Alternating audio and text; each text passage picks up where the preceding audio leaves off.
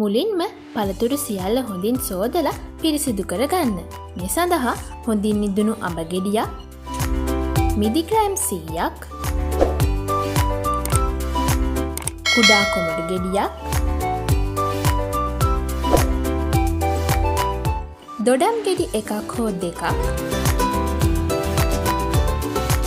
Apple ගෙඩියක් අපිට අවශ්‍ය වෙනවා. මේ ආකාරයට කුඩා කැබලි වලට කපාගත් සියලු පළතුරු බෝල් එකකට දමා ගන්න.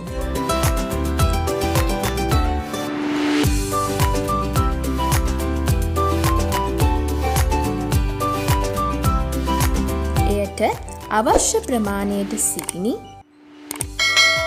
ලුණු, රස පදමට දෙහි එකතු කරගෙන හොඳින් මිශ්‍ර කරගන්න.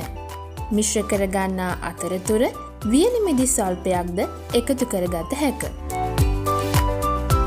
අවසාන වශයෙන් අයිස්ක්‍රීම් කජු දමා ඔබට අවශ්‍ය පරිදි අලංකාර කොට ඔබේ අමුත්තන්ට මෙය පිළිගැන්විය හැකියි.